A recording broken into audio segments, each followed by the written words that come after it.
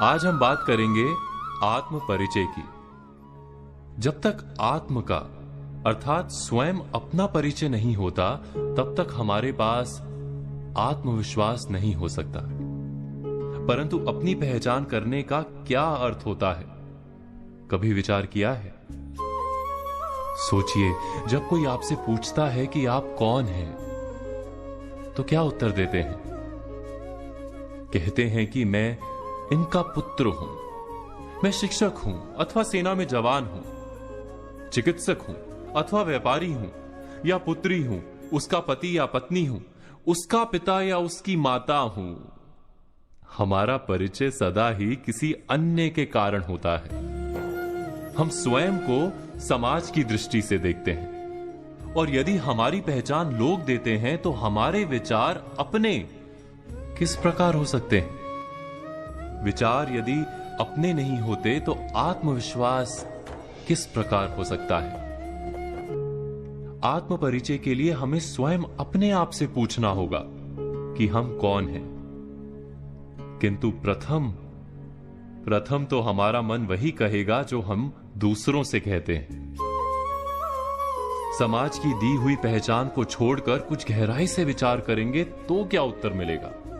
अवश्य हमारा मन कहेगा कि मैं वो हूं जो पर्वत की चोटी पर पहुंचेगा या समुद्र तैर जाएगा, कोई महान कार्य करेगा, सत्ता प्राप्त करेगा, बहुत बहुत धन प्राप्त करेगा, सभी लोगों का नेता बनेगा, सबके द्वारा पूजा जाएगा। अर्थात हमारा मन सदा ही हमारी पहचान बनाता है हमारी इच्छाओं से। हमारी इच्छा ही हमारे जीवन की व्याख्या बनी रहती है। हमने जाना कि हमारा मन सदा ही हमारी पहचान हमारी इच्छाओं से बनाता है, लेकिन इच्छा या ख्वाहिश तो उसे कहा जाता है जो कभी पूर्ण भी नहीं होती और बदलती भी रहती हैं। यदि हमारी पहचान हमारी ख्वाहिश और इच्छाएं हैं, तब तो हमारी पहचान भी सदा अधूरी और अपूर्ण रहेगी। क्या ये सत्य नहीं? तो वास्तव में हमारा परिचय हमें कैसे प्राप्त हो सकता है?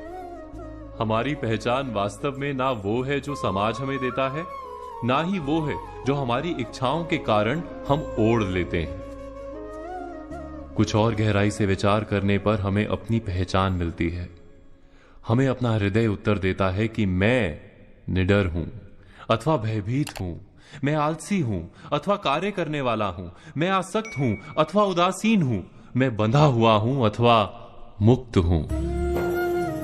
वास्तव में हमारा सच्चा परिचय हमारे हृदय की भावनाएं हैं, क्योंकि हमारे सारे कार्य, हमारे सारे निर्णय, हमारी सारी सफलता और निष्फलता हकीकत में हमारी भावनाओं से निर्मित होती हैं। क्या ये सत्य नहीं? जब हम अपना सच्चा परिचय प्राप्त करते हैं, तब हम अपने भीतर आवश्यक परिवर्तन भी ला सकते हैं। बुद्धिपूर्वक निर्णय कर सकते हैं कि क्या प्राप्त करना है और क्या खोना है।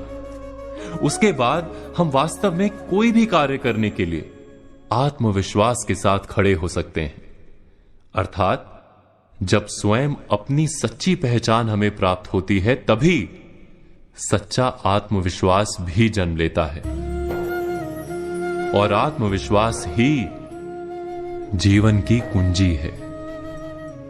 इस बात पर आप सब मनन, चिंतन और विचार अवश्य कीजिएगा।